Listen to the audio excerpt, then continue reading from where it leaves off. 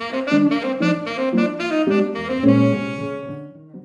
idea behind this CD was to take a non-traditional setting, guitar and saxophone, and show how we can perform standard tunes, standards, in a musical, intelligent way.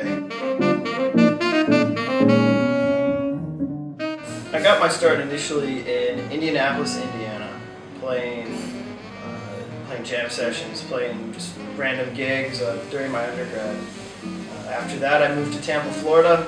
Got to play the Tampa, Orlando, Miami scene a little bit. That was very different, had a Latino vibe sometimes to it. I like that. Eventually, I moved to Spain, to Madrid, Spain. I really got to experience some Euro jazz, some different free-minded thinking people. I really enjoyed that. And then here I am in China, playing with Thomas and some other cats around town.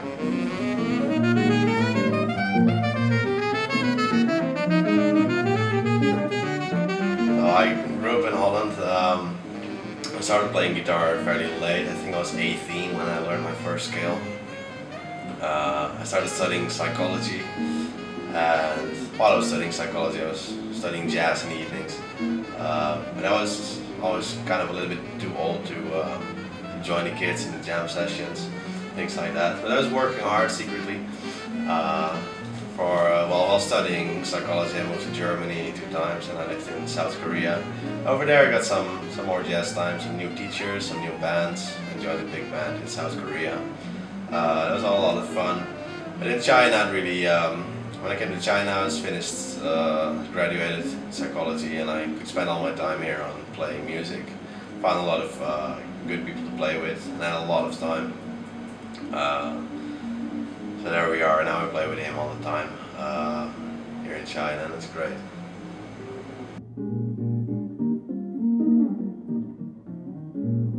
Well, China is a very big country, so the jazz scenes in different cities change a lot. I guess on the countryside I've never heard it. Shanghai and Beijing are pretty big jazz cities. You're based in Guangzhou, and there's not a big jazz scene. There are people that play it. Funniest thing here that is different than a lot of other cities in the world. So there's a lot of money in Guangzhou, especially. There are a lot of people that want to open a bar, and they want some music, they want entertainment, they want something foreign, so they might hire a jazz band.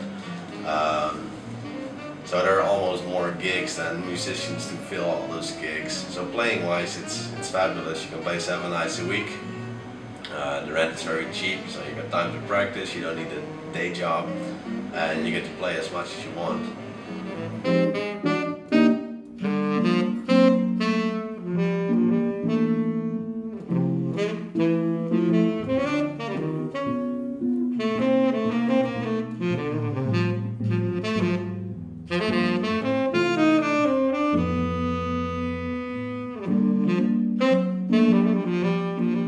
Our approach to playing duo may sound a little cliche, but it is about a conversation. Much of the playing that we do is dependent on each other. If Thomas changes a chord here or there, I have to be able to hear it. If I move out or come back in, Thomas needs to be able to know how and when.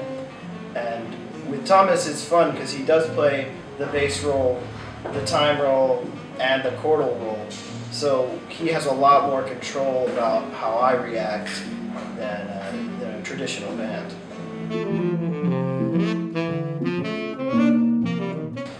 Yeah, we have been looking, before we started recording our CD, we were trying to find some other saxophone guitar duos.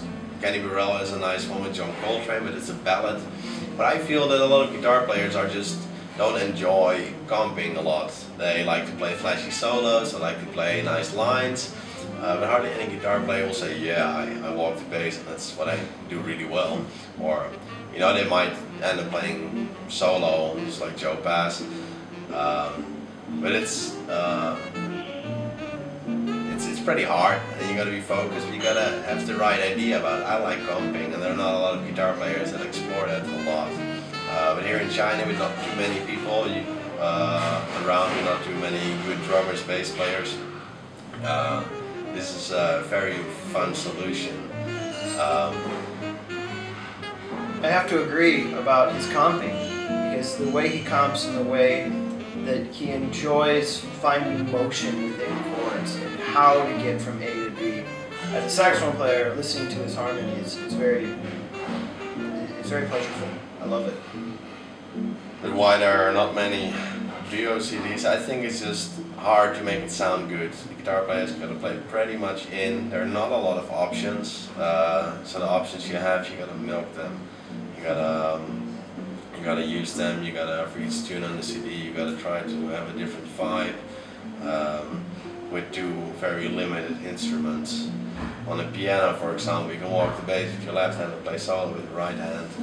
On a guitar, you hardly have those options, so you gotta be very creative. It's very limited, and if you can get a bigger, good setting in another city with a bigger jazz scene, maybe you prefer that. But the fun here is that some of the options are not available. The city is also limited in its resources, so we have to play with that, and that makes us very creative.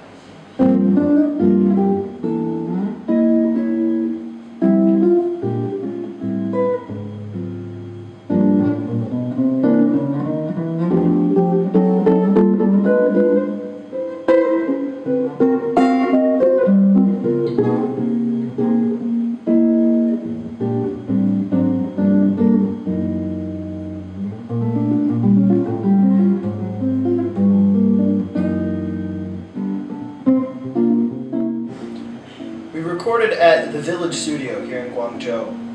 It is currently owned and operated by a Hong Kong pop star. He was unsatisfied with a lot of the recording studios in Hong Kong, so he came to Guangzhou, which was cheaper, and built a large-scale, beautiful studio.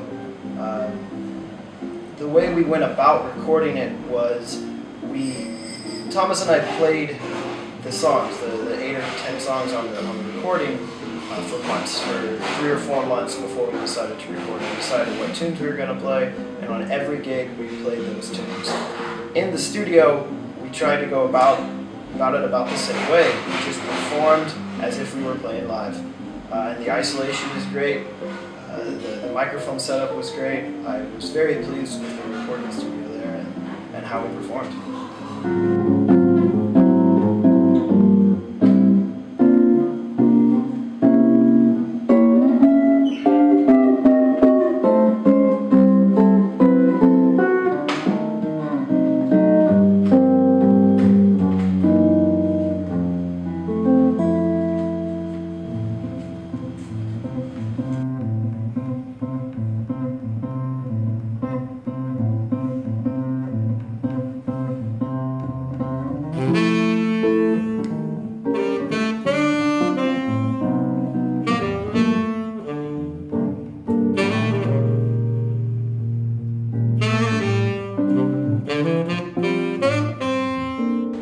Future plans for the duo.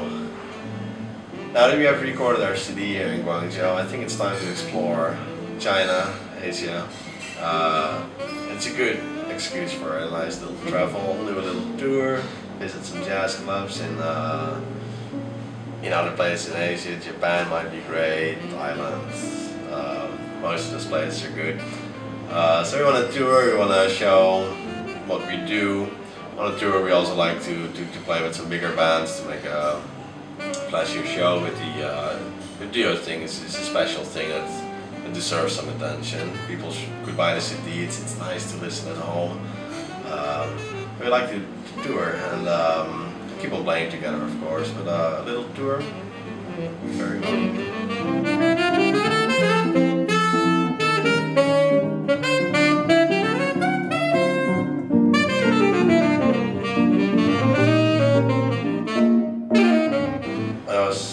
I started studying psychology, and I remember going to Amsterdam to my university by train, and I saw other people carrying their guitars to school, and I was so jealous.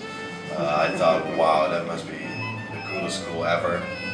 But I studied psychology for 5 years, which is great as well, but in the evenings I always studied by myself.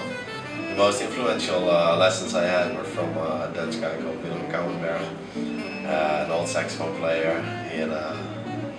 He had his quintet for a long time, played in a lot of plays, a lot of those good old jazz stories. the main thing he taught me was how to listen. He had his ear, he could listen to music and listen to everything at the same time and then tell me which part was special. So if the drum did something special, he would say, oh yeah, the drum, oh that was so cool. Or then the bass did something special, and I was listening to the saxophone, I said, wow, listen how the bass comes to the saxophone. He taught me how to listen to music, how to appreciate it, and he taught me about the options. He had very odd records that you needed to listen to a couple of times, but they were beauty, and he could explain to me why it was beautiful. I would bring my own music, and he could also very well explain to me why some of the CDs I had just didn't have it, in his opinion. It was great to talk about music, talk about options, and in the end get the idea of what do I want to do.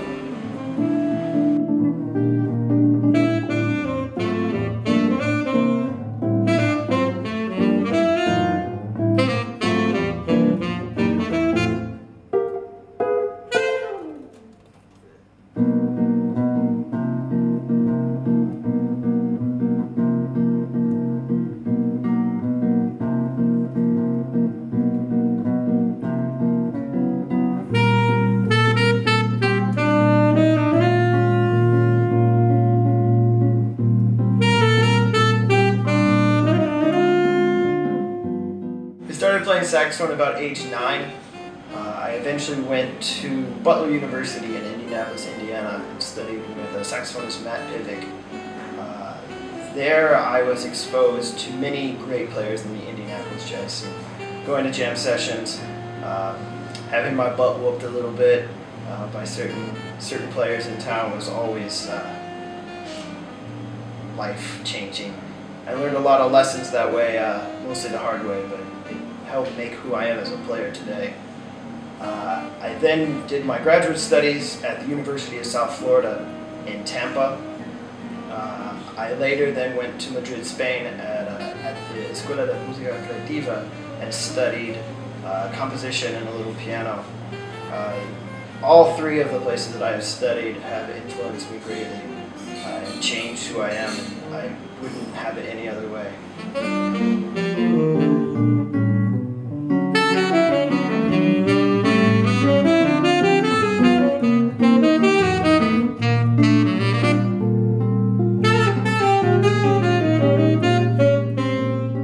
Our next CD, I hope Thomas and I have the opportunity to make another CD. Since this CD was traditionally standards within a traditional setting, I hope our next CD can be a little bit more on the creative side. So we play a lot more original tunes. We try to make them in a traditional manner, but with more creative aspects, more using soundscapes, and the different tricks of the guitar, the saxophone, to make a more musical approach to the duo setting.